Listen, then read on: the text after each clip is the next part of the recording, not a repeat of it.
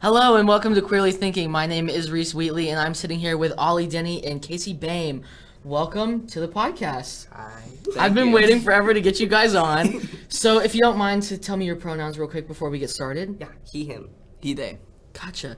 So tell me a little bit individually, I guess, whatever order you want to go in, about your all's kind of coming out process, or however you want to call it nowadays. I know some people phrase it differently than coming out, but however you would like to talk about it. I call it coming out. For Okay, sure, cool. For sure.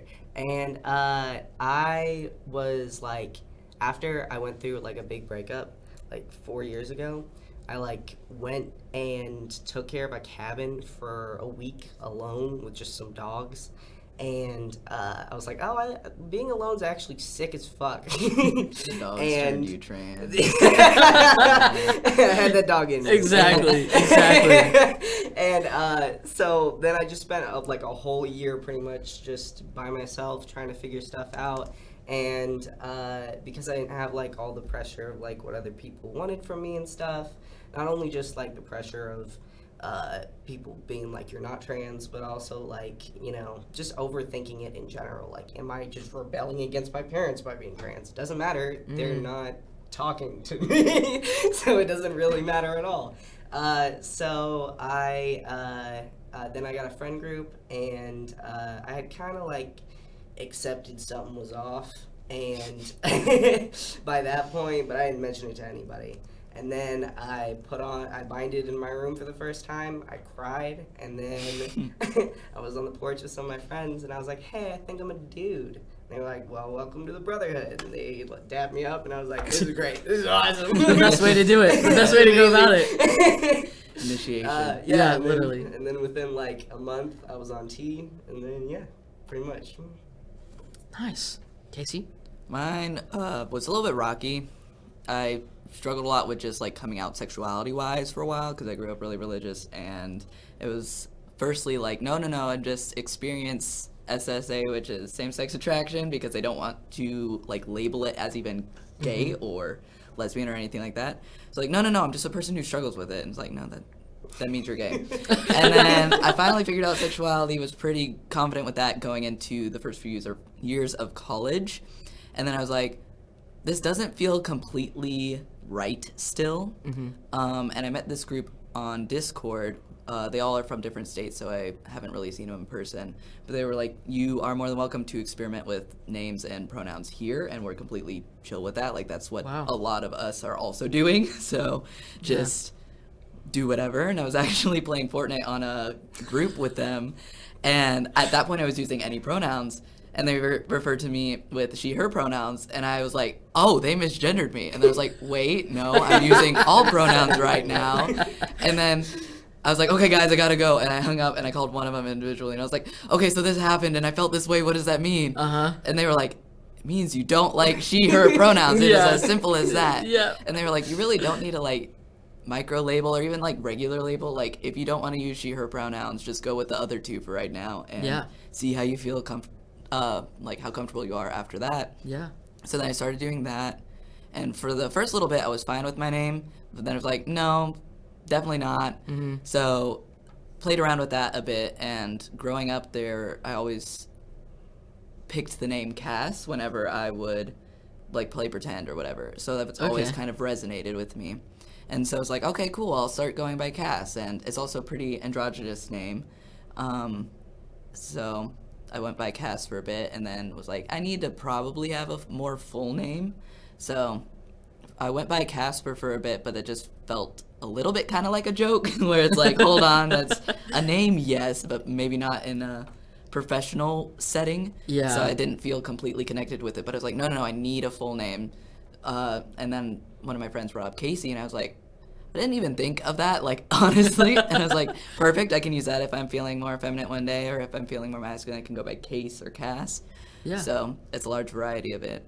I was out socially, not to my parents, but to my friend group, for a year before I started testosterone. I wasn't able to go through it for a bit because of insurance issues. But it was pretty quick moving after that. Gotta love insurance issues. Right. So you mentioned that you grew up a little bit religious. Share whatever you feel comfortable sharing about that. I'd love to hear about your experience.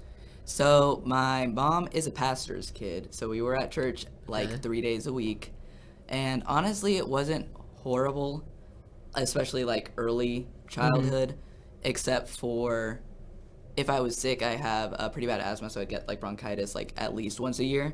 And I was Wow. like, I don't want to go to church. I want to rest. And my parents were like, nope, you're going to church. And I was miserable, hacking up a lung. And I was also embarrassed because I was coughing and it's really loud in church. Yeah. And so I just had this kind of resentment towards it because it's like I have to go rather than I want to go.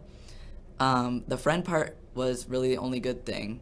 At the church growing up, my friend group was decently solid, but it never formed like legit connections. It was connections around God. It wasn't like a real person-to-person connection. Okay. And then I switched to a different church in high school, and that one was really rough. I was able to make more person-person connections, I thought. Not so much really, though. And it was very toxic, like the classic like cry nights at camp and forcing you to feel things when it's like maybe not how you're supposed to feel things as a developing person. And I definitely got my sense of like worthlessness through church, like honestly probably starting in elementary school, because what really Wow. they talked about a lot was everything good in you is from God, and everything that you do right is from God, and everything that's wrong is you. So it's like, okay, cool, well then I'm just this horrible person, and Yeah. everything that is good for me isn't really me. It's just given to me or whatever. So it's kind of like one of my friends used an analogy, like God is the corn, the golden corn on the inside, and you're just the husk enveloping it. Oh my God. you're, Husk like of a human yeah, being. Yeah, exactly. literally. Like everything. An outer shell. Exactly. Just this like God. crispy thing that no one wants to deal with and throws it away to get to God. And it's like, okay, cool. Well Huh. then, what's the point if everything that I do good is Yeah. God? Then why keep trying to be good? Like, it didn't make Sorry. much sense to me. So growing up, it's almost like they posed it as it was conditional love, which is something that I have talked about. Like in previous seasons, I've mentioned, I grew up in a Catholic church. My parents never forced us to go, but I did like typical Sunday school stuff and went and just did the girl stuff, was in the girl group, and I was also like, hi to all my friends over there in the boy group because I didn't care. I Right. wanted to be with the boys, like my whole life. And that should have been the first indicator, right? But did they paint that picture of conditional love? And if so, how did you overcome that over time? Definitely conditional love in the sense of it was a little hypocritical because they were like, no, he'll love you no matter what. But then it's like, but you really can't wander too far out of these boxes or else Yeah. it's going to be like the conditional love aspect. I'm like, okay, so which is it? Can I do whatever or do I have to follow this select path?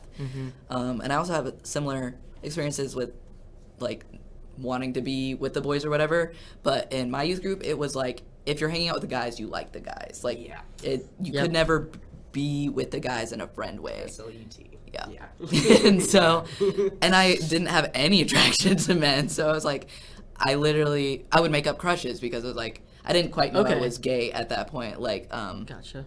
liking women at that point. So it's like, no, everyone else is liking a guy, so I want to fit in. So it'd be like, oh, yeah, that guy over there, I'm going to like Yeah. him for this week. Which I'm like, Boy of the week. yeah, which now I realize is not how crushes work. You don't just pick someone to then like them. Yeah. So I figured that I should probably start doing some like self-analysis and then be like, there was a lot of guilt with that. Anytime that I even acknowledged even before I labeled it, even before I experienced a SSA, I was like, no, guilty, anything like that. Yeah. So, and then there was also a few other queer kids in church, but weren't out, obviously. Right. But they were always, once they did come out, they came out while still in youth group. They were treated very, very poorly. So Really? it was like, okay, definitely can't do that in church. Can't at all make anyone even suspect that I'm gay or something other than Yeah. cis and straight. So I hit it right up until senior year when I stopped going to church. Senior year of high school. Senior of high school? Yeah. Wow. How did it make you feel when they were treated that way? I never really had, like, some people would go, like, the other way. Like, they feel these feelings and then they push it onto someone else. It's like, okay, you're a really bad person. Yeah. I never did that because I just don't like to make people upset in general. So it's like, I understand where you're coming from, because everything up until this point has taught me that this is wrong. But also, I never got the connection of, like, God is love and stuff like that. So, like, why are you being so shitty to a few people who are slightly different? And I'm like, youth group leaders, like, they got a divorce. What's different from the divorce that's different from being gay? And so it would make me feel really bad, just because then I would also have those feelings and, like, okay, cool, definitely can't come out or do anything about, like, exploring anything at this point, because if not, it's going to be just completely turned away. And I was struggling a lot with, like, mental health stuff in high school, and so I was sent to Christian therapy because my parents wouldn't pay for therapy if it wasn't Christian therapy. And it wasn't entirely just like conversion therapy, but almost every session she was like, okay, so that means that you liked her or something like that. So, like, trying to get me to say it, to then work through it, I guess. Yeah. So it wasn't... Admit you have a problem.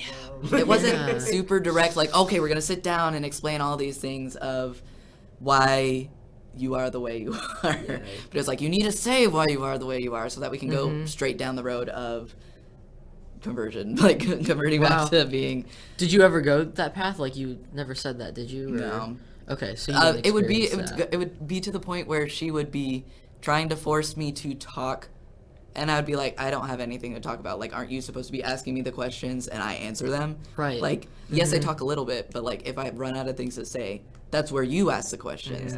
And she's like, well, I guess we'll just wait here until you have something to say. So I lay down on the floor and I would just, like, take a nap. Like, it was a complete waste of money for my parents. Make your parents pay for that. You may as well at that age, in that circumstance, you know? I mean, wow, that's a lot to process. I want to come back to your relationship with religion, but I wanted to ask you, Ollie, about your growing up. What was growing up like after you came out at a younger age, maybe not the youngest age, but... I was actually, when I came out to my friends, I was 20.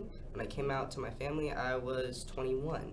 Wow, okay. Yeah, and growing up, I was in a little homeschool co-op. It was real hippie. Nice. Yeah, we were both homeschooled. That's the other thing. Oh, okay. His girlfriend went to the same homeschool co-op. So Nice. It was very hippie. It was also a secular one. So even though my mom was very religious, the actual co-op wasn't. And there were like 2 or 3 trans kids in our group. And my mom hated them passionately. And for like technically different reasons than them being trans, but it probably didn't help. Yeah, it probably didn't help. Yeah. She was just mostly convinced they were bad influences, and one of them kind of was. But also, you know, they were also a kid, and I wasn't stupid. So, I had a great friendship with them, and for like 2 years of the latter half of that friendship, I wasn't allowed to be around them at all. She obviously never used their pronouns ever. Never used their correct name. Yeah, she always used they, them, and your mom. Just the first letter of their name. Yeah. Going that far. Yeah. Yes. So she was very aware of it, just didn't. But that's a great warning, because that's exactly what she did to me when I came out. So. Okay, so yeah, my next question was going to be, how did your family and how did your all support system receive you all coming out when you did? Well, friends, great, wonderful. That's like the whole point of why I came out, is because I knew I had them. But my parents, I actually was in therapy at the time. I planned this out hard. I was like, if I'm gonna do this, I'm gonna be super safe when I do it. And I went to my therapist and I was like, I'm gonna tell my family. And we made a game plan, and I was going to tell all of the main people in my family in one day. And that is what I did. And I drove to each of their houses. So my older sister, who's like 35, all her kids, my brother and his wife, and my parents. And just speed ran it. Yeah. Yeah, you just went like that. Oh my god. And we made a plan of like which would be best to start with and which would be best to end with, and we decided my brother would be best to end with because I know that he was going to be cool about it, and my parents would be good to start with because I want to get that over with. So you wanted to cushion the blow a little bit because you knew that your parents were going to give it a little bit of a questionable. Yeah, Okay. I had no idea how it was gonna go, and I said that to my therapist, and he was like, "That should be first." Then. Definitely. Let's So how handle did that. it go? My dad wasn't home, and I didn't prepare for that. And he's the chiller one, so. But I was like, I kind of got to do this, and I got to get it done now because I got 2 more families to drive to. So I told my mom, and she was really upset that I was changing my name because she named me, I'm going to say my dead name if that's cool.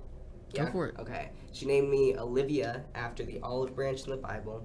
She... Sorry. not funny. Sorry. I was not expecting that. Sorry. Does it ever catch you off guard when someone says their dead name and you're like, thank God you still don't go by that name? And then the reason for it is so stupid. Yes, and Go ahead. God gave her that name in a dream, apparently. Oh. According to my family members, no, my uncle did. Your uncle gave your mom in the dream. He was like, this is your Dude. name, and she's like, God. Oh my God. So she's like, you're like the peace in people's life. So that's the olive branch. So it just hurts me that you changed that. Okay. And I was like, okay, well, you can call me Olive. That's what my non-binary name was. That's fine. Just don't call me Olivia. And she was like, I don't know if I can do that. Can you like make an exception for just me? Like how I let some people call me Lenny Bob. What? Even though I don't like it. And I was like, not the same thing, but. Thanks for trying to relate, but you didn't hit the nail on the head. Respectfully, no, you don't get an exception. Sorry. And I was very proud of that because usually if like I confront somebody and they're like, can we meet halfway? Even if the halfway's stupid, I'm like, sure. You'll meet them. Yeah, Okay, well, I'm glad that you didn't in that moment. That's Yeah. really cool. Me Yeah. too. Because that like started it out good. But she cried about the name change, and I was like, all right. Bye. And I walked out of the house. My dad came home right as I was walking out. I was like, ooh, this is bad for me. She's inside crying. So I walked up and I was like, I don't really know how to do this, but I also know that at some point I'll have a real conversation with him about it. So I don't really have to worry about that right now. And he's, again, chill as fuck. So I was like, Mom's inside crying. I'm a guy. I'm trans. I gotta go. He was like, what the fuck? You gotta go to everyone else. And it went inside and comforted my mom, I guess. How long was the conversation with your mom? Like over, like. Yeah. Every conversation with my mom is 4 hours long. But how long? That What one, section was she crying for? Yeah, that's what I want to know. I would say for like intermittently altogether 40 minutes of it, and it was about like, Okay. an hour and a half, 2 hours. Yeah. A good portion. Yeah, a good portion And of the most of it was conversation. her being like, I don't even think gender's real. And I was like, That's your opinion. okay. That's fine. Girl, what? Then you can just not be gender. You can just be non-binary. I'm pretty sure that's what you want. Based on our whole conversation, That or I think agender. her entire point Yeah. was that I'm non-binary, but I think this is a God thing. I think that God wants us all to be non-binary. And I was like, all right. I feel like that's I've what people never say heard that whenever they take just want to before. settle the conversation Yeah. and they're uncomfortable. And it's like, do you realize how uncomfortable I am just sitting here telling you that I am trans? Yeah. Like that first time that you tell people and they're like, Oh, it's oh, horrible. That well, gender feeling that doesn't you exist get. anyways, Ugh. right? So it's like, Also, wait, this but I'm telling tirade you about gender abolition started after somebody came out as trans. You didn't mention it before that, so Right. yeah, it's like I can tell exactly what you're trying to do. Yeah. But everyone else went well after mom. Yes, my sister was great. She's hilarious. She just made jokes about it the whole time. She offered to chop off my tits for me. Said, you don't have Hey. a medical license, but thank you. If you get drunk enough, though, right? It could work. Alcohol sterilizes wounds. Hey, Chug some down and then also clean it out. may as well. May as well. My brother was very sweet, and I knew he was gonna be. So I just had this little tiny like pocket trans flag, and I just sat on his couch and I was like, I have news. I'm trans, and he's like, oh, that's great. Not the stereotypical, it's a boy flag. Yeah. Right, right, Everyone's right. like it's a fucking gender Yeah. reveal over No, here. the first time that I met you in person, I made it's a boy, but it's Yes. a, and then you know Okay. the SpongeBob screens there, it's like Yeah, 20 yeah. years later. So it was like 21 because He also this got out of the car, pointed at me, and said, "Tranny." that as well. I didn't have any other like trans friends at that point, so I was really excited. Oh my god. And then 21 years later, boy. Like the SpongeBob. Yeah. That's awesome. That's I was like, awesome. here you go. I love that. So after your experience hearing about that, Casey, what was your experience like whenever you came out to your So support system? friends, most of the friends that I have now met me after I socially Okay. transitioned. I never officially came out to my family still, either sexuality wise or trans wise. They are very aware of it now because like they got a letter in the mail saying that like your surgery has been approved by insurance. And Oh my my God. mom called me crying and was like, "Why do you want to do this?" And I was like, "You know that I have not liked my tits. Like, I've been very vocal about it since I started developing. Like, I would wear several sports bras, which now I know was just binding before I knew what binding was. And I have never been, like, woken up one day and been like, yes, I'm so happy these are on my body, and thank God. And I've also, like, never wanted to be, like, pregnant or all the like, classical, like, women things that you should want to do. Like, Yeah. not that there should be those anyways, but Yeah. in my parents' brain especially, there very much so are those roles. Yeah. So I was like, you know, like, when I was younger, and I've told her this before, because I was like, eventually I want to get top surgery, but it actually, like, solidified once she had the paper in her hand, because insurance is going to cover it, so, like, Yeah. part of it, so it's actually happening. She was like, well, why do you want to do that? And like, Mom, you know that when I started developing, I would pray every day that I would get breast cancer, like, as a 13, 14, all the way up, because I was like, there's no other option. I will always have these on my body unless I get breast cancer. So I would pray to God, which is supposed to be able to do anything. Yeah, right. What happened, man? And I was like, do you think Come that on. that's, like, normal? Like, and she's like, no. And I was like, so then this is the better option. And then she's like, well, why can't you, like, bind every day the rest of your life? Because I'm also smaller chested, so when I Right. wear a binder, I'm able to be almost completely flat, which I'm very grateful for. But I am like, it is very different. Binding. Also unsafe. Yes. Yeah, 'Cause also going on actively almost unsafe for 3 all of years. us. Right. And you said you have asthma, right? So you Yeah. already have bad lungs. So it's not the Yeah. best. And I was like, it's been about 3 years that I've been wearing a binder, at least 8 hours every day. At least. At least. At least. And my ribs have this weird, like, flare out thing without a binder. And I was like, I really don't want to mess up my bone structure more or Right. make my asthma worse. And like, since it's coming up on like the 3-year mark, I should probably actually look into getting this. Yeah. And I know that she's still not happy about it. And I think in her words, it's not like a support thing, but it's she does see that I'm happier now, and she has acknowledged that. Like, there was one conversation. My dad's always, most of the time, in the room with these conversations, but he doesn't really say much. He probably wouldn't be Christian if it wasn't for my mom, like, if he didn't marry my mom. He's very That's a chill. fair statement. And he was like, yeah, the only reason I don't think gay people should, like, be around is because, like, the first commandment in the Bible is be fruitful and multiply. I'm like, okay, but check. We've done that. We're all throughout the world. Yeah, we like, can do that the last time I checked. Right. So, yeah, And that's the whole thing. It's like, you're disobeying God's first commandment by not reproducing. I'm like, what about Okay. infertile That's people a and weird stuff like one that? to pick. And so I'm like, I don't think your Yeah. argument's all strong. And I was like, That's okay. odd. Okay. But how they found out that I was gay-wise, though, is I posted about it on Instagram. The first time I went to Pride, I was like, you know, fuck it. I'm tired of whatever. And I didn't want to have a sit-down conversation with them because I didn't think they really deserved that. I didn't feel like I wanted to give them that because then they could fight back or whatever, and I just didn't want to. I also like restricted them from my account though, so they heard from like my aunts and uncles and cousins who saw it, who then showed them. So Okay. Snitches. yep. Yeah, come on. Stop snitching about people coming out on social media. Right. The worst feeling ever. So, do you have, not to put you on spot or anything, you don't have to share if you're not comfortable. Do you have a relationship with God or any sort of religion Spiritual right now? power? Yeah, any sort of spiritual relationship? I wouldn't say like because like the church is very like ritualistic and like certain traditions. I don't really have any of those that I partake in that I like believe still. Like Christmas and like Easter and stuff, like I'll still do like the motions of those, but not so much in a religious sense, more just in a community sense. Yeah. Nice.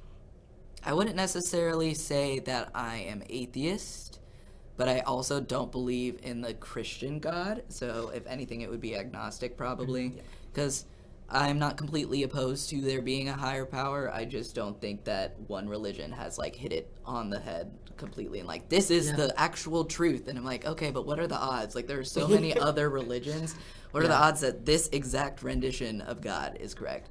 And until that happens, or if that happens, I'm gonna follow what my parents said and like read the Bible. It's up to you. Like they are so make your own religion thing. Until it comes to, okay, I read the Bible, I've read it through cover to cover like twice at least, and I don't think that being gay and being trans is a sin. And they're like, well, and I was like, okay, what is it? Do you want me to figure this out for myself and use critical thinking skills, or do you want me to follow what everyone else is saying? And clearly it depends on the day. Yeah, clearly.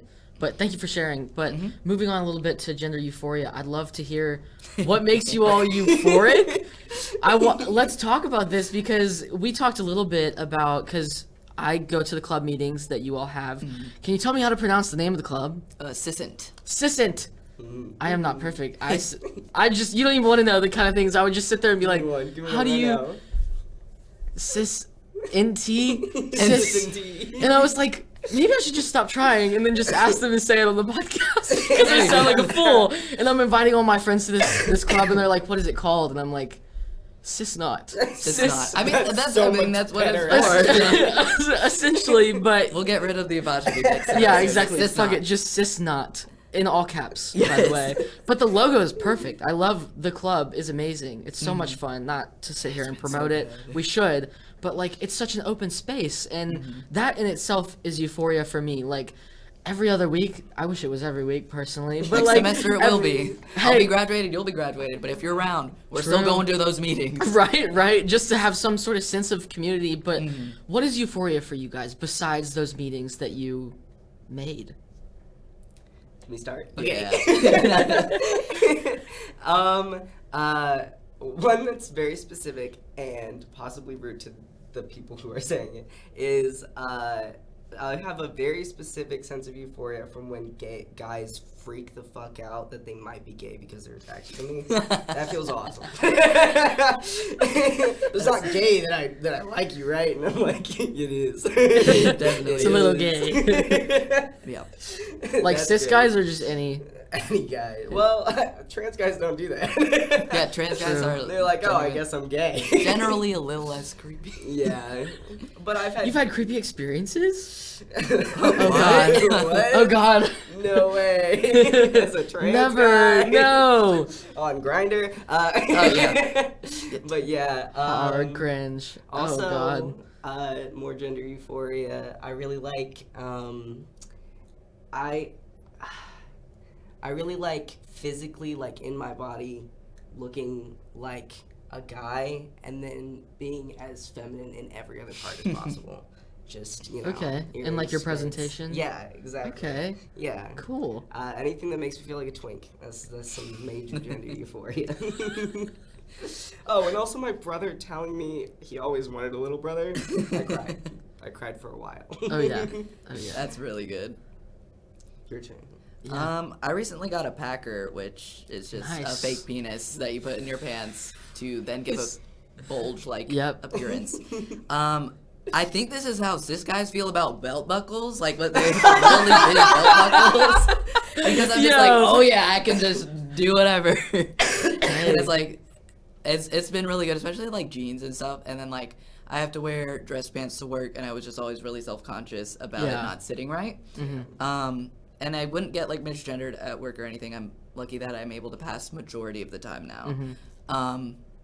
But I would just physically, for myself, feel not correct. And so that's definitely been a really good sense of euphoria that's been new, like within the past month. So that's been really good, as well as I'm really excited for top surgery to wear dresses and stuff and like tighter fitting clothing. Really? Because Okay.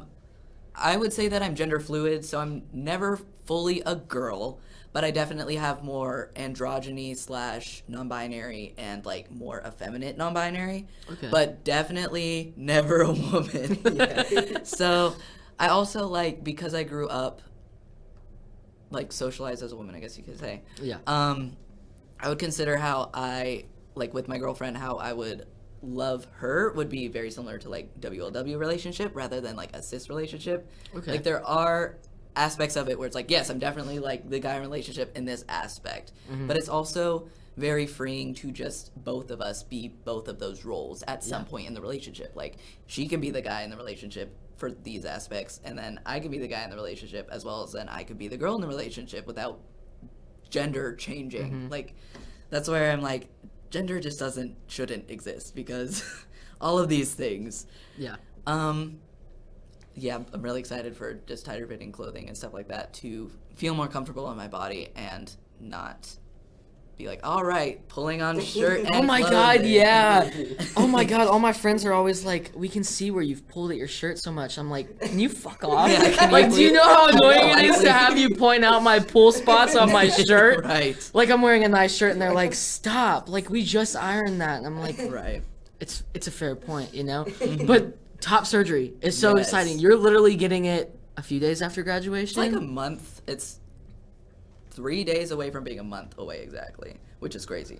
Whoa. Which is really crazy. Whoa. I was 2 months away just a few days ago, and I didn't realize it, obviously, Right. until, like, last night, and I was like, whoa, like, that's fucking, like, what? It's crazy. What's the first thing that you're going to wear? I feel like everyone has, like, a first thing that they just want to put on after top surgery, because I know you're going to have the compression vest, I assume, on, but, like, what's the first thing you're going to put on once you get, like, the drains taken out? I did get a dress that I got forever ago that I was like, when I'm wearing it now, I'm like, nope, this is horrible. But I'm like, no, it'll feel better because also, like, I'm very self-conscious about, like, binder straps showing through, like, the shirt falling out. So I'll have to wear very specific shirts. So I have some shirts that are bigger necked as well, and I'm excited for those t-shirts to just not have to worry about, okay, hiding my straps underneath my shirt and things like that. So a few bigger t-shirts that can kind of hang off my body rather than I guess it's the complete opposite, things that are really tight and then things that are really loose. Yeah. Because right now it has to be this very specific sweet spot for it to feel comfortable. And so I'm just excited for that.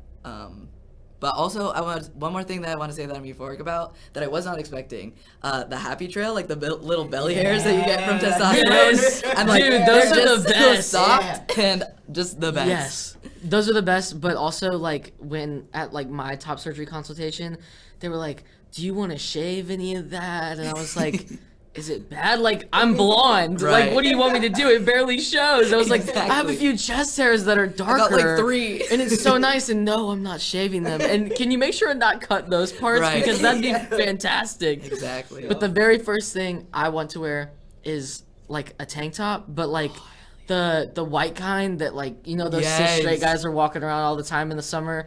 That's the very first thing I want to put on. I call it a wife pleaser instead of a wife beater. I was about to say, That's a lot better. Yeah. We don't call it wife beaters up in here, but No. yeah. So The wife wife pleaser is definitely the first thing I want to wear.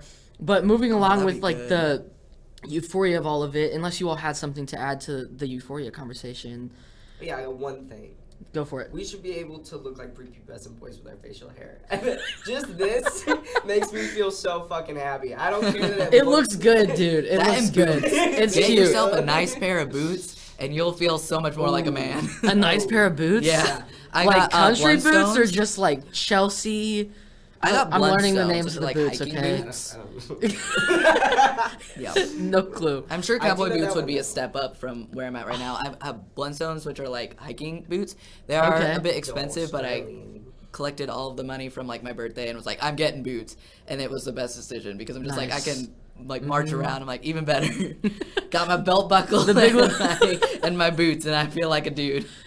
There you go. Just dressing There like you go. trash also makes me feel very Yeah. euphoric. Dressing like trash. Cargo pants that are XXL and I wear a Dude. small. Yep. Like a Pokemon Yeah. shirt Yes. and like 3 sizes too big. Baggy stuff basketball feels so shorts. good. Yes, baggy stuff feels Past so my nice. knees. They don't at all fit me. That's awesome. So going along with the euphoria thing, kind of moving on to the things that people get wrong about trans people, specifically trans guys, I guess, if that's what you would like to call us, a group of trans guys. But what's something that people miss that is like immediately pops in? Not just lesbians. I'm confused. Oh my god, that's a whole story. Yeah. We're not masculine women. Yeah, I'll just tell that first. Ugh. That's not what I was gonna Okay. say, but Sorry, I was like, I need to that's put it out perfect. before That's I- so funny. I worked at Steak and Shake, and can I say that? Shit. Are they gonna get mad at me for talking shit about Steak and Shake? I don't think they workers? can sue you for. There's First Amendment rights, so you're good. Yeah, fuck Steak and Shake. You didn't sign anything that was saying you can't. So. Yeah, True, true. true. Let me say So that, there was a girl that worked there, and she was like a new lesbian. She just recently realized she was one. Okay. And she was asking me like a bunch of questions about being trans, and she got real personal. She was like, "So you got a little dick down there?" And I was like, "Yeah." She goes, "Oh, that's cute," and I was like, "Don't fucking say it like that." Oh my god. Is crazy. I don't think that's. No. Whoa. And then immediately after, she was like, "What I just never understood about being trans is like, why would you transition and like become a man if you want to date dudes anyway?" And I was like, "What does that mean?" And I figured out, like, she didn't say it because she didn't really understand what she meant. But basically, what she thought a trans man was like masked lesbians who just wanted people to be chill with them, so they pretended to be like straight in a relationship with a lesbian woman. Yeah. To be fair, Oh my god. me as well as one of our other roommates, when she found out about trans people a lot earlier than I did, I was real late. But I thought Okay. that the reason you transitioned so that you could be in a straight relationship. Mm-hmm. That That's was actually a pretty the common biggest misconception. So it's like if you're becoming a trans woman and dating other women, then what? And then if you're a trans man and you're dating other men, why? Like, which like kind of makes sense from the perspective of the lesbian community, that a lot of the early trans dudes started out as masked lesbians. But things have changed. There's a lot that's different, and also that wasn't all of them back then, you know. And also, I very quickly discovered that's not how it was. And I feel like if you have any critical thinking skills, then you can figure that out. But some people cannot. yes, some cannot put two and two together. But that's a good point. I never thought about those being misconceptions, I guess. Yeah. I've just been, like, really fortunate to run across cis people that kind of understand, but, Right. like, also have the understanding of, like, so can I ask you about top surgery? Can I ask you, is bottom surgery? And I'm like, my rule for myself is that unless I'm having sex with you, I owe you nothing about top surgery, Yeah, right? right. Like, Yeah. or unless you're my active partner and I'm like, yeah, top surgery one day, but also, so like, that's a weird conversation with people, Yeah, I've it's noticed. Very weird to talk about your genitals with people that you've never met. Exactly. Isn't it? Yeah. Exactly. And someone be like, so you've gotten all of them. And I'm like, it's what like, does that what do you mean? mean? What do you Talking mean by about- that? Like, what is Sure, that? bring up the list. I'll let you know. Yeah, write They down the don't whole know what list it for is. me. Just What like other top surgery, I'm misconceptions? less Yeah. like I'll talk about it more because I'm just very disconnected from my chest, so I'm just like I don't really care. Yeah. And then like bottom surgery wise, I'm just like no, like I don't plan on it. And if they want to expand, then I'm just like no, also no. Like I gave you an answer. No, I will. I Yeah. at this point do not No, want I've it. chosen not to do this to my body. That Right. seems like enough. And then they're like, okay, well, and I'm like, I don't need to expand. What are you talking about? Like Yeah. Brett? Like shut up. Brett. Is that the first name you thought of, or tell me Yeah. that's someone that's definitely like. I guarantee there's been someone that's Brett-like. I don't know if it's Brett specifically. okay. Names I'm really bad with, but I'm just like, can you please just shut up? Love, Yeah. love. Yo. Other misconceptions that you can think of, just off the top of your head, where you're just shell shocked that people think this about trans guys. Okay, awesome. 'Cause I saw that You're just first like, one can I go? that I Yeah. didn't mention. So the biggest one I'd say is just like the phrase "being trans is suffering" really bothers me. I know that it like is that experience for a long time for a lot of people, and usually they die before it can become anything else. But there's also a lot of older trans people who have lived long enough to create a community for themselves, find a job that appreciates them, and doesn't give a shit, Right. and have happy lives. You just gotta make it to that point, and it takes a lot to get there. But I also think that the real misconception there is this sort of idea that trans is a mental illness at its core, that there's like something mentally wrong with you because you identify as a dude. And obviously gender dysphoria is a real thing, and it pretty much impacts most, maybe all of us. We don't want to get into the debate about that one, but yeah. But I also think that gender euphoria has been a more significant part of my life than gender dysphoria will ever be, and I really don't want being trans to be something that people look at and go, that sucks for you that you were born as trans. I want to be proud of it, and I want to be proud that I put so much work into being who I am, and I want to be proud of the bravery that it took to, tell people about it and to live like this. And it doesn't feel like suffering to me. It felt like suffering before I did any of it. Right, yeah. Free everything. Maybe it means that the life up until then is absolute suffering. That's but the suffering. yeah, exactly. And there's struggles like, the most difficult thing that I have dealt with is that my boss continues to misgender me at work. Nice. I won't say which workplace for the sake of a lawsuit. But in her defense, she knew my dead name. And I said, that's so interesting, because, I don't know, for example, my mother, she knows my dead name. She knew me as my dead name for 21 years. Yeah. And then when I finally went to her and was like, can I actually go by Reese? She went like that. And there's mess ups, right? There's mess ups for like the first 6 months, but never, ever has my mother said that name ever since. Right. Because, and now, like, my boss saying that, I told her, I said, you're so lucky I am not taking this to HR, because this is such, you are being openly discriminatory, and you're not defending me when people say slurs, or when people make inappropriate comments, like a coworker saying, wait, I thought you were a real guy. Oh. And I'm like, wow, you really don't understand how much works. I just want to leave. And, like, it's so hurtful. But to refer to euphoria, it's so important. Like, if I was not able to see people like you guys, see you all have euphoria, it would almost be more difficult to find my own and feel it. Yeah. But then to be more secure within myself, because I see people like you guys being so secure, and I'm like, wait, I'm allowed to be secure in this? Like, I don't have to be. Sometimes it's miserable, right? I can acknowledge that it's fucking sad sometimes to like reflect on. But focusing on the now and your future is pretty fucking cool. The euphoria feels really, really good. And I agree with you. It's not talked about nearly enough in media. And so that's why it's so important Parents to have talk. issues with trans kids. Sorry. No, go Yeah. for it. That go was for pretty it. much it. I want to hear your take on it. No, I can bounce off of that. Right. It's especially my parents. Yep. express mostly extreme concern, and I think that's part of why is because all they see online is how fucking miserable trans people are, and how hard their lives are, and how hard being like having gender dysphoria is, and how badly people treat them, and the risks of testosterone and detransitioners. And if that is the entire conversation, what kind of future are you looking at for your kid? And if they can see some trans people just being fucking normal guys doing stuff and being happy, then they're like, okay, that could be their future. They could be a happy person. True. Right. There's also just the, my parents are the opposite, and most parents are like, okay, well, testosterone surgery and stuff, it's going to change your body forever and stuff. My parents are like, well, your body is knowing that it's a woman, so it's going to be constantly fighting against testosterone. You're going to need it for the rest of your life, because deep down, your body knows it's These a are woman. some good quotes. And I'm just like, Wow. what?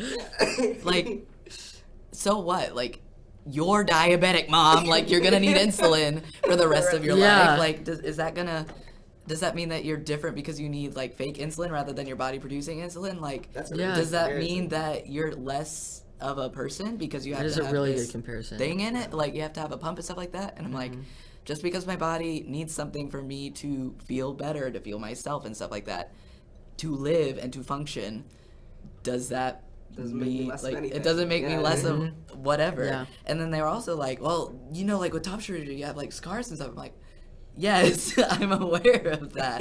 Like, that's probably Isn't it better to no the way. alternative? And yeah, no, that's Like, not, I like, mean, not they're that there's always gonna be a terrible there. ending to the alternative world, but I'm just saying, like, if I don't get top surgery, like, where do you think I'm gonna go from here? Right. You know, Yeah. like, I'm Yeah. probably not gonna be around. So, Like, I'm gonna try to take them off myself if I don't go Yeah, I through a know. surgeon. Like, I'm Yeah. gonna stab my chest and be like, oh, sorry, there's this 8-inch knife sticking out at the oh other no, end. I you guess may you as well gotta do just something about make it. give me a Right. chest, give me a flat chest now. You might as yeah. well take it off at this point. It can't be saved. So, that sucks. Amputate. Right. That's Oh, why no. that's why I thought that, like, my mom sitting down that one time being like, are you happy? And me being like, yes, was like a huge, like, connection. Well, she's probably not ever going to fully understand it. That's really hard for anybody who's not trans to fully Yeah. understand it. For sure. I don't see her ever being super supportive of it, but she's starting to become supportive of my happiness, which is a lot better than nothing. Okay. So, like, I haven't told her, like, the surgery date still. She knows I'm having it, but not when, so I Oh, wow. just don't want to tell them because, Yeah. But she was like, after surgery, if you need, like, recovery or anything or, like, meals or whatever, like, you can reach out to us. So, like, it's So sweet. it's nice for her That is to sweet. not knowing entirely how to deal with it, but at least trying. Being And I a think parent, me at moving least. out and Yeah. being like, I can fully drop you guys if I want, and I, like, can live by myself and I don't need whatever. I think Yeah. that was a big wake up call to them to be like, oh shit, I have to put work into this relationship Yeah. if I want to keep them around, because if not, is already proven can go, like, sleep on other people's couches, stuff like that, get help from other places, like, Yeah, that's a really good point I want to make. Both of us became completely financially and socially independent from our parents before we came out as trans. And I think Wow. that did wonders Yes. for our mental health. I was because- homeless Wow. for a little bit, so Me not too. fully. I did sleep in my What? car I- and on people's yeah. couches, but Okay. So you kind of surfed around for a while to. yeah. Okay. Yeah. How did you Absolutely. how did you end up coming out of that? Like. You want to go first? So mine was only for like 3-4 semesters of college. I've been paying through college out of pocket, and this was before I was Wow. emancipated from my parents because they weren't helping with college at all. And I couldn't afford it, and I couldn't be home because of mental reasons. I was like, I cannot be home right now. Like, if I am, it's not going to be good. So I would choose to sleep on the commuter lots in my car, or on like a friend's couch, or like the dorms once they opened up back from COVID. Right. That was hard, but definitely better than being at my house. Getting out of it, though, I was able to reach out to, like, advisors and stuff like that, and, like, the dean of the entire school, and be like, hey, I can't afford school, like, coming back next semester, and also I don't have a place to stay. Is there anything that you can do to help me out with this? Because if not, I'm going to have to drop out, or, like, something. Yeah. And for some students who, like, have, like, parents with drug addictions, or, like, different things like that, they can make exceptions where they're emancipated, where they go based off of the student's income versus Okay. the parent's income. And so because of, I wrote a letter to the dean, and, like, they went through the big fancy college courts to emancipate me. So they were going off my income now, so I can get, like, Pell Grants and take out higher loans to Nice. pay for Okay. stuff. So that's how I was able to get out of it, was to just talk to a bunch of people. Yeah. And it did take about 4 months, and then I was still searching for a place, which is really hard now to actually find places to live. But eventually, like, now I live in a house with him and 2 other bozos. So life is so much better than I ever thought it could be. Like, Yeah. 2 years ago, even a year ago, honestly. Like, it is so much better now, especially with top surgery around the corner. And I'm going to be saying that next year probably. I'm going to be like, I had a chest a year ago. And, like, Yeah, that's going to wow. be insane. And then it's exciting to, like, be so close to another trans guy, and then through Sissant meeting other trans people, because like I'm gonna have all my top surgery stuff. Whenever I'm done with it, it'll be your turn, and then you'll be going through the process, and we'll be making meals for him next, and Yeah. helping you with your little dino arms, not being able to reach above your head and shit like that, like. Washing you with little baby wipes because you can't get in the shower.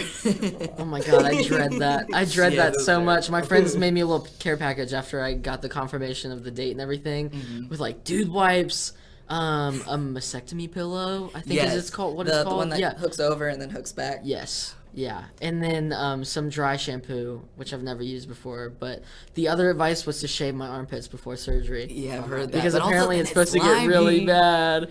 Yeah, which is gonna feel weird because I've had armpit hair now for like over 2.5 Yeah, and years. the So thing it's about like that with me is I know that my armpit hair grows back in 2 days, so I don't really know. 2 what it's days? gonna- You can do Oh it my for God. surgery, and then you're like, well, I smell again. yeah, just make peace with it. I mean, Yeah. who are you gonna see in that time? That's gonna impact whether they're just gonna be like, I don't love you anymore because you smell after top Yeah, they're surgery. gonna You be know, like, I'm like gonna sit on this side of the room. You're gonna stay over there. yeah, Smelly can sit in the corner and we can just sit on the other Actually, side. please treat me that good. That sounds hilarious. Get over there, stinky. Yeah, get over there, Stinky. Just prepare for your nickname to be Stink for A like while. 2-3 weeks. Yeah, Fair enough. and then you'll be able to shower right. Hopefully. So, yeah, hopefully. Shit. I'm also working on like getting a movie list and things like that, so I don't like die of boredom. Okay, that's so smart. Okay, We I need need to- to we do need to that. create, like, Play Undertale. Play Undertale. That's true. Like PS4 helps, Switch helps a lot, but then I'm worried I'm just gonna like die. I of will be brain stealing rot. my sister's Xbox. Yes. For 4. I will be sitting there like probably with dino arms just Where like we this the dropping, whole boys? day. Come on, boys. There are kids on me, kids on me. I'm crazy Yeah. these 90s. Hold on, I gotta take my meds. Give me a minute. Hold on, I gotta gotta opioids. actually hydrate, you know, and not be a rock in my I'm bed. gonna take my painkillers. All right, I'm high as fuck now. Where we dropping, boys? That's awesome. No, I was curious. It yeah. might be totally different, not part of the podcast, and like Yeah. asking you directly a question. But Sure. what are you most anxious for top surgery? And I'm wondering if they're curious or similar. Or I'm wondering if they're similar to mine. I think I'm trying to think. The downtime, because I think it's a lot of like I don't do good when I stay still. Like I do That's fair. way better when I'm going to work, I'm doing things, and so I think I'm just kind of like mentally preparing myself for that like downtime with movies, with shows, like any shows coming out, Bridgerton, I will be saving that. Of course I'm gonna see spoilers on TikTok because people suck, but Right. you know, I mean, I think the downtime and then part of the recovery, and of course, like, there's that misconception on the internet of people saying, like, what if your nipples don't heal right? Or what if your nipples fall off? And I'm like, if I saw that, do you know where I'd be? I'd be on the floor passed out. Yeah, I would not be like, breathing. Oh shit! No, I always joke like if my nipple falls off, I'm gonna take a tack and tack it to the wall.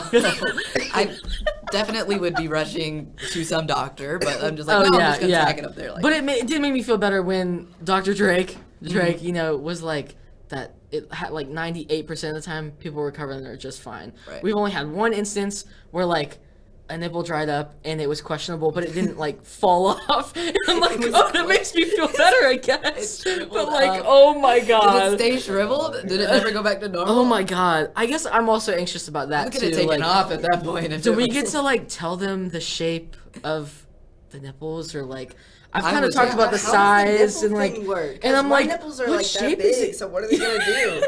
Well, they cut Yeah, the like what, how areola much to smaller are you regular gonna make size. them? Because like I don't know. So it's custom. Yeah. Yeah, you're Okay. able, and then also like the actual like nipple part, you're able to like, because like mine are really stretchy. If they don't do anything to them, like the tips of the nipples are gonna be pointing to the ground because they are like stretchy. Okay, Um, okay. So I'm asking him to also like shrink that down so it also doesn't look like I have like hard nipples the entire time that I'm wearing I a hate shirt. that. I hate that. I hate that. Ever Yeah. since starting T, it's a struggle, Yep. and I'm sitting over here in my binder like, stop it! Like Yeah. I'm not even cold, bro. Exactly. Like It's like, get all off right, of me. calm down. Calm down. And like my friends will be like, your headlights are on. I'm like, bro. Fuck That's you! good. Like, come on. So yeah, I guess the downtime is the biggest concern The because big one? you know, of course, everyone's like, but you get to lay in bed and like do stuff, and I I'm think that like, sounds like hell to that's me. so exciting for you, but for me, that makes me like, what? That stresses me out. What am I Right. supposed to? I have no control over my food. I probably won't be able to like comfortably lift my arms to even eat. Right. And also, I don't want anybody to be around me when I'm going to the bathroom.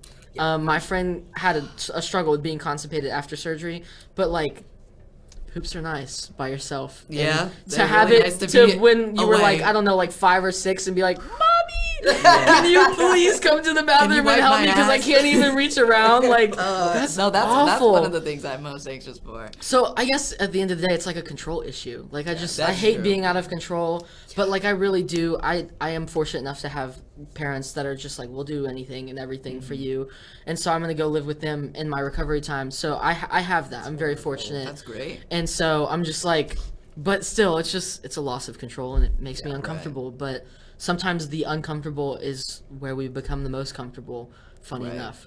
Once we get through that. But yeah, but what are your anxieties? Did any of that resonate, or do you have Definitely something the completely? downtime, Yeah. and then like food, because I forget to eat enough when I'm mobile and able to do things for myself. Mm-hmm. So I was able to reach out to some really nice friends and be like, hey, would you guys mind like bringing over some things to freeze to then heat up? And they are making like home cooked meals for me to then heat up for like a little bit Okay. afterwards, which I'm just like, you guys are the best ever, and this is amazing. As well as I am really anxious for drains. I don't know why. Just and they're not in super long. I've heard that it can Yeah. be up to 2 weeks. Like some people whose skin isn't healing correctly, it has to have them in longer. But I'm worried because I'm assuming they're going to be itchy, and then also like getting knocked around and things like that, having to lug them around with you. I'm pretty anxious about that. Fanny pack. Yeah. The best advice that people said Fanny pack? was fanny pack. And then my one friend who got surgery just last year, his best advice was always remember that your legs can work. And so he was like, even if it's just a walk, like I'm on the 3rd floor at home, so like I would have to walk all the way down the stairs. But he was like, even going down the stairs and coming back up and getting yourself your own drink at some point, Right. just remember your legs work. Because he was like, it sucks if you stay still for too long. You'll get bed sores too, and that Right. hurts. But like, you know, just remembering that everything else is mobile. It's essentially just like this upper area, Right. and so just like, I guess to not get in your head about all of it. So About just being still the entire time. Yeah. That, and then just overall haven't experienced it, so I'm always just anxious for new experiences. And so I'm like, how is it gonna feel to just have wounds on your chest and to have the drains and to be on pain meds and to be under like a different kind of Yeah. surgery, because I had like wisdom teeth removal, but that's a different type totally of different. anesthetic. Yeah, I just had that done a few years ago, and it was also like the loss of control too. Right. And like the blood freaked me out. I was Yeah. like, I'm not a blood person. I just got good at my tee shot. I just got good at it, where I would sit there long and you you should on hear it? my. Right now? A little over a year since like last December, and like, but I was on gel at first, and I was like, this is taking too fucking long. So I started doing injections. Yep. My mom was doing them, and then I was like, wait, I need to be a big boy and try this. And so like now my self-talk during it, I'll turn on, I'll blare like whatever Jack Harlow pumps me up, or any kind of like screamo, and I'll just blast it in my apartment, and I'm like, okay, this does not hurt my body. Boom, go in, and like I start plunging it, and I'm like, I got this. The body, it does not hurt, and it started to not hurt, and it's amazing how self-talk during that is just like so affirmative for me. But like it made me feel so much better. But yeah, so I've been on gel too for a year. Was September of last year, so a little over a year now.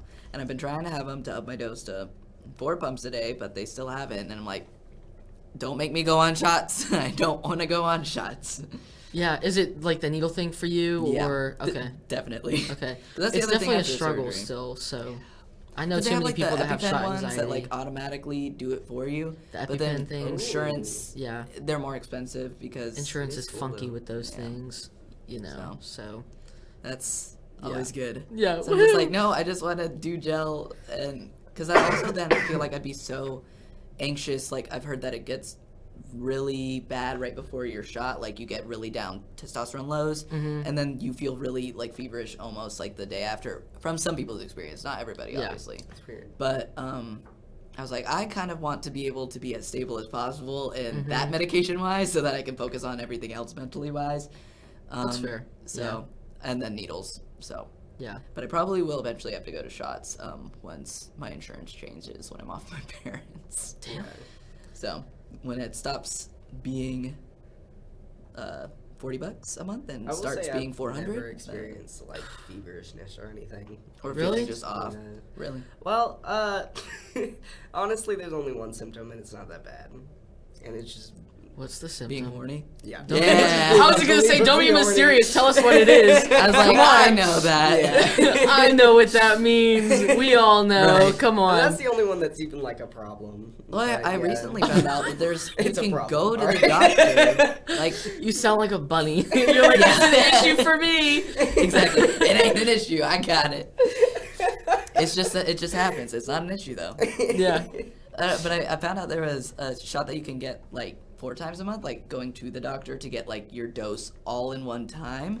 But it's like a Damn. needle real long, and it takes 30 full seconds for it to I'm fully good. go into your Yeah, body. And I was like, that'd be great for like dysphoria wise if you don't want to inject yourself every week. Could not be me though, brother. Like, Also, it I'm sounds good. like it would be way too fast working. Like Yeah. that's Well, apparently it's terrifying. supposed to like like dissolve.